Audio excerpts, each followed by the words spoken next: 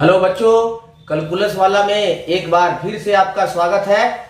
और मैं आज अगले वीडियो के साथ कूलाम का नियम प्रस्तुत कर रहा हूं। और इसमें बहुत सारे वीडियो अपलोड हो चुके हैं जिसको आप लोग रोज देखते हैं और अच्छा से इसको सबको पढ़ रहे हैं। देखिए, अब कूलाम नियम पर आधारित अगला वीडियो मैं बताने जा रहा हूं। और इसमें देखते हैं कि अभी तक हमने देखा है कि एक आवेश पर दूसरे आवेश के कारण जो कूलाम बल लगता है, जो वैद्युत बल लगता है, उसका मान हम निकालते हैं। कभी कभी ऐसा होगा कि एक ही आवेश पर दो या दो से अधिक आवेश अपना अपना बल लगाते हैं, तो इससे संबंधित एक नियम आता है जिसे हम अध्यारोपण का सिद्धांत कहते हैं। इसके अंतर्गत जब एक आवेश पर दो या दो से अधिक आवेश अपने अपना अपना बल लगाते हैं, तो उस एक आवेश पर जो रिजल्टेंट फोर्स होता है, परिणामी बल होता है, उसका मान हम अध्यारोपण के सिद्धांत के द्वारा व्यक्त करते हैं। तो आज हम देखते हैं कि वैद्युत बलों के अध्यारोपण का सिद्धांत क्या है। तो चलिए स्टार्ट करते हैं हम। तो इसके लिए क्वेश्चन बना लेते हैं। नोट्स के लिए आप भी बना लीजिएगा और ठीक तरह से याद कर लीजिएगा, ये बहुत ही इंपॉर्टेंट है। वैद्युत बलों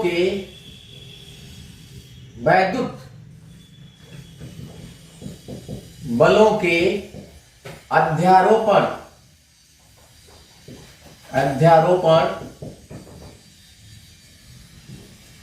के सिद्धांत से क्या समझते हैं?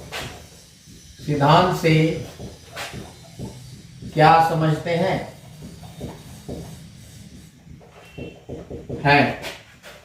इसका गणितीय व्यंजक प्राप्त करें। इसका गणितीय व्यंजक प्राप्त करें। इस प्रकार का क्वेश्चन बनेगा। तो इसको हम यही पहले मैं आपको इसका समझा देता हूं। जैसे मान लो यहां पर कोई Q चार्ज है और यहां पर Q1, Q2, Q3 तीन अलग अलग चार्ज तीन पॉइंट पर है।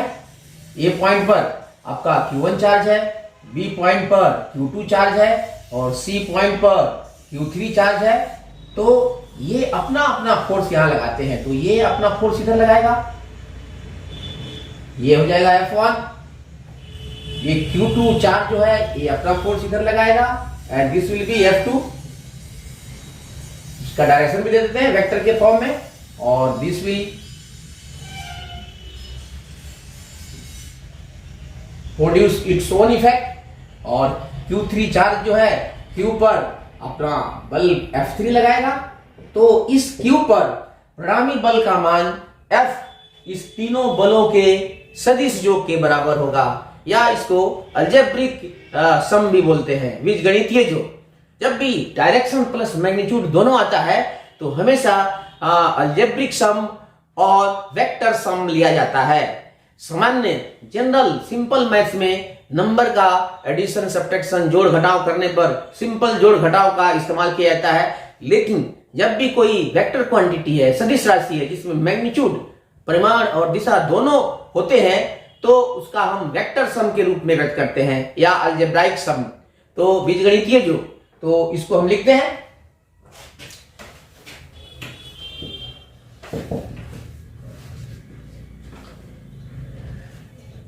जब किसी एक बिंदु पर स्थित आवेश पर दो या, यहां हमने तीन लिया है, दो से अधिक अन्य आवेश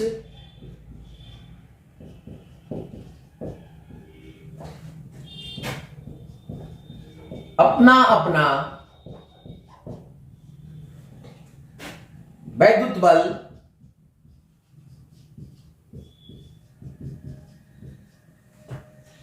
आरोपित करते हैं, आरोपित करते हैं, करते हैं तो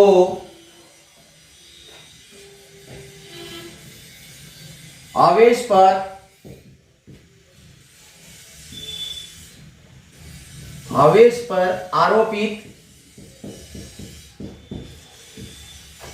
कुल परिणामी बल, कुल परिणामी बल जिसको रिजल्टेंट फोर्स कहते हैं, रिजल्टेंट, रिजल्टेंट फोर्स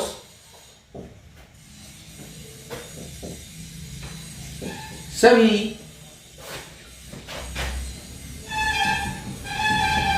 बलों, सभी बलों के सदिश योग के बराबर होता है।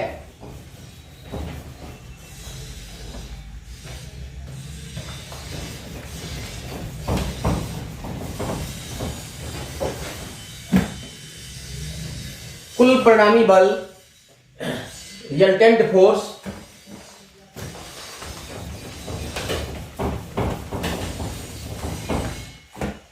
सभी बलों के सदिश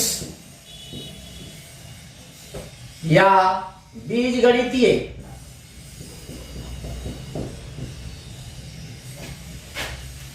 योग के बराबर बराबर होता है। इसे ही हम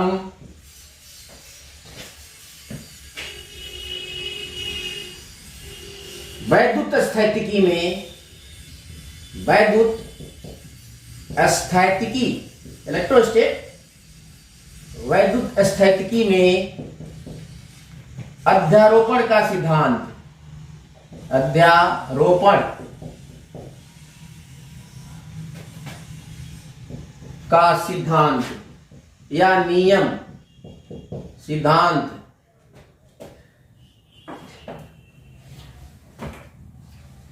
superposition principle, principle of superposition, principle of superposition, superposition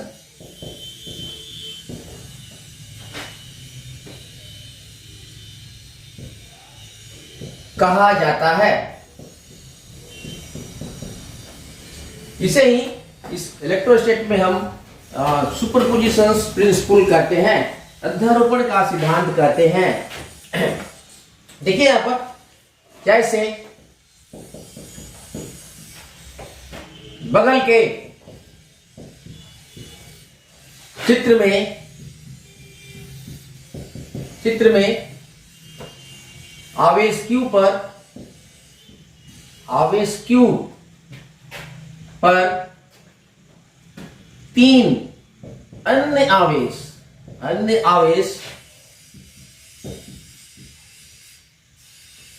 जो ये बिंदु पर है Q1, B पॉइंट पर है Q2 तथा Q3 अपना अपना वैद्युत बल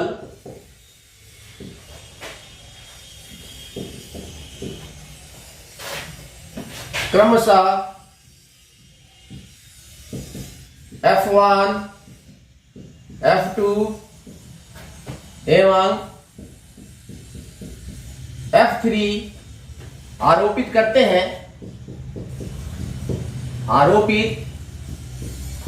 हैं तो अध्यारोपण के सिद्धांत से, अध्यारोपण के सिद्धांत से हम कह सकते हैं कि परिणामी बल F का मान निम्न प्रकार दिया जाता है।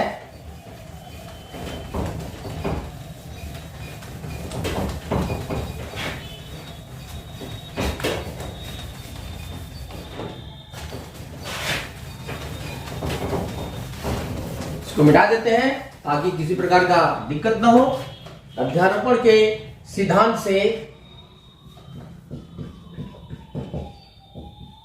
से परिणामी बल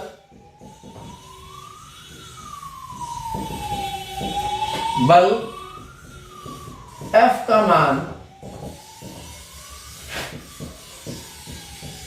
निम्न प्रकार दिया जाता है।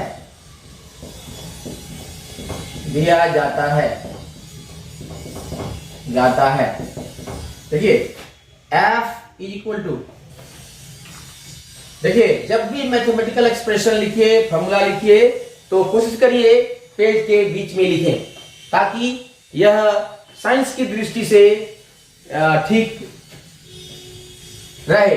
तो F is equal to F1 plus F2 plus F3। So this is called, इसी को बोलते हैं principle of superpositions of electrostatic forces.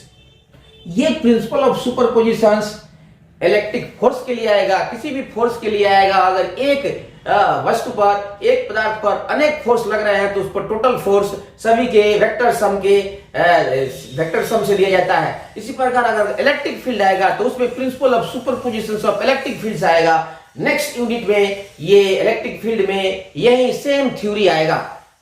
तो याद रखिए, एक बार याद कर लेते हैं तो इसका कई जगह प्रयोग होता है। इसे हम नंबर 1 डाल लेते हैं। यही समीकरण 1 अध्यारोपण के सिद्धांत का, अध्यारोपण के सिद्धांत का गणितीय व्यंजक है, गणितीय व्यंजक है।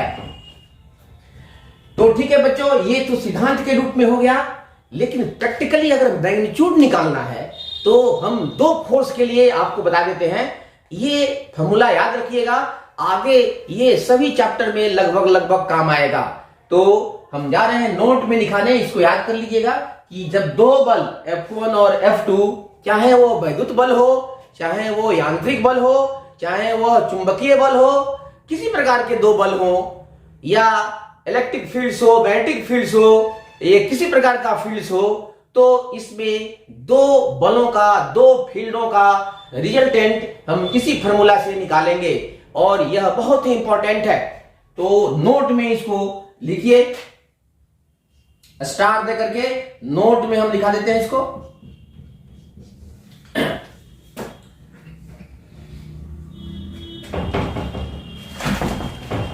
सॉरी, यदि 2 बल F1 तथा F2 एक दूसरे से थीटा कोण बनाते हुए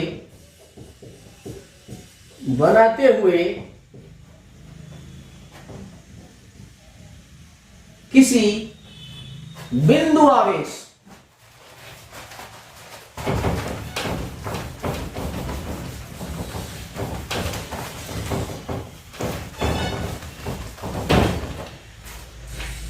किसी बिंदु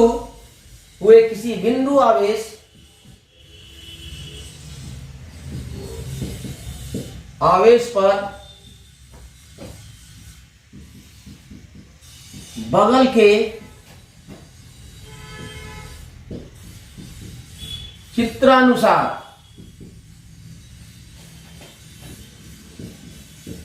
आरोपित हो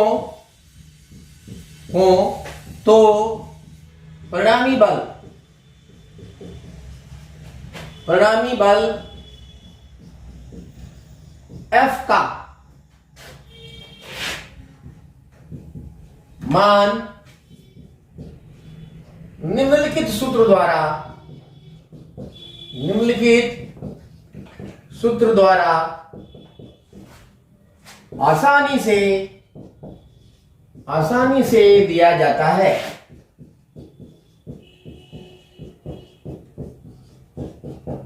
मैं यहाँ डायग्राम बना देता हूं इसका। देखिए, एक बल इधर हो और दूसरा बल इधर हो, ये F1 है और ये F2 है, और इनके बीच का एंगल थीटा है। यहां पर कोई पॉइंट है P, इधर एक फोर्स लग रहा है PQ डायरेक्शन में, इधर PR डायरेक्शन में। तो इनका रिजल्टेंट, ये रिजल्टेंट सपोज करो ये रिजल्टेंट है F, तो इसका वैल्यू दिया जाता है, ये दिया जाता है, बहुत सिंपल है, F square is equal to F1 square plus F2 square plus 2 F1 F2 cos theta. इसका F का वैल्यू निकालोगे तो F is equal to root under F1 square plus F2 square plus 2 F1 F2 cos theta. तो ये formula बराबर इसमें use होगा जब किसी एक बिंदु आवेश पर दो या दो से अधिक आवेश अपना अपना बल लगाते हैं, तो इसी फॉर्मूला का इस्तेमाल करते हैं। अब एक एग्जांपल लेते हैं और फिर इसके लिए कुछ एक्सेप्शनल केस लिखते हैं कि किसी किसी केस में सीधे यूज करते हैं। ये याद रखना, इसमें थीटा जब दिया रहेगा, जैसे थीटा अगर 120 है तो कॉस 120 का वैल्यू कितना होगा, कॉस 180 डिग्री का वैल्यू कितना होगा, कॉस 90 डिग्री का वैल्यू, कॉस 90 डिग्री का वैल्यू होता है 0, कॉस 180 डिग्री का वैल्यू होता है -1, ठीक है, कॉस 120 का वैल्यू होता है -12। तो ये याद रहना थोड़ा चाहिए, ठीक है। एक एग्जांपल देते हैं इस पर, एग्जांपल 1, यदि किसी बिंदु आवेश पर दो आवेश क्रमशः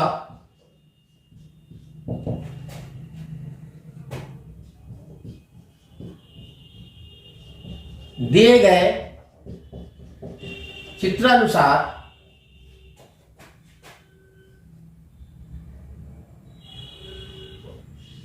30 न्यूटन तथा 40 न्यूटन का बल 90 डिग्री कोण पर आरोपित करते हैं,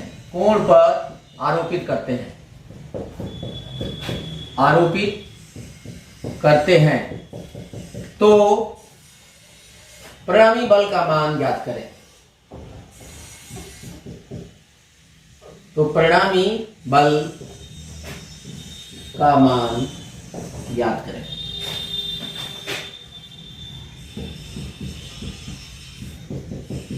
देखो, अब सीधे जो फॉर्मूला है इसके लिए लिख दीजिएगा सॉल्यूशन में, हल में लिख लीजिएगा। ये गिवन दिया है,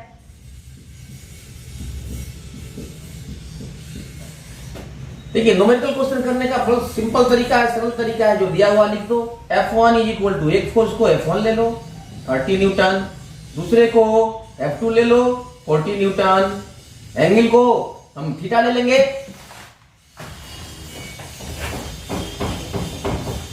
और एक फॉर्मूला याद रखेंगे,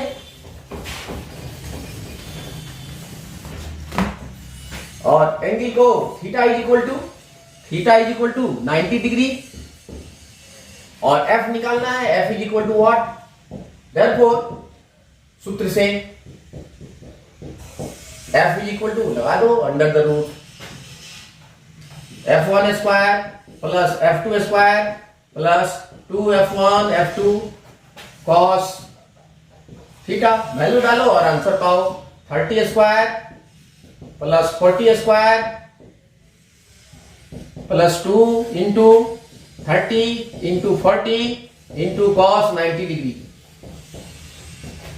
cos 90 डिग्री का वैल्यू हमने बताया है कि यहां मैं लिख देता हूं, फर्स्ट में cos 90 डिग्री होता है 0, कभी कभी जरूरत होगा तो याद रखिएगा cos 180 degree is equal to -1, ये भी होगा cos 120 degree is equal to हो जाएगा -1/2, कॉस 120 60 डिग्री का होता है वैल्यू, तो कॉस 60 डिग्री हाफ होता है, सेकंड क्वाड्रेंट में नेगेटिव है, और 60 डिग्री होगा तो आपको 180 माइनस 60, और 30 डिग्री का होगा तो कभी कभी ऐसे देगा कॉस 150 डिग्री, तो ये हो जाएगा -√3/2।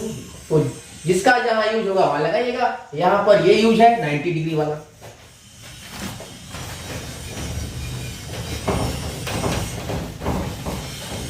तो आज हमने बताया आपको principle of superposition of electrostatic forces, और यहां देखिए ये 30 स्क्वायर हो जाएगा 900 प्लस ये 1600 एंड प्लस इसको तो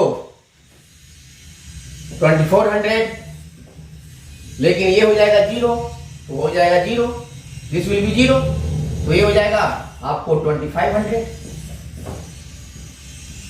और ये 0 है, 2500 का स्क्वायर रूट हो जाएगा 50। Therefore F is equal to, और लास्ट में चूंकि फोर्स है तो न्यूटन लिख दोगे। तो this way we can find, इस तरह से हम थीटा कोण पर काम करने वाले दो वैद्युत बलों या यांत्रिक बलों, किसी भी प्रकार का बल हो बच्चों, सेम फॉर्मूला लगाएंगे। इलेक्ट्रिक फील्ड हो उसमें भी यही फॉर्मूला लगा करके हम परिणामी बल या परिणामी तीव्रता का वैल्यू लिख सकते हैं। और आशा है कि आप लोग बहुत आसानी से समझ गए होंगे, और फिर मिलते हैं हम अगले वीडियो के साथ। तब तक के लिए आप लोग इसको देखते रहिए।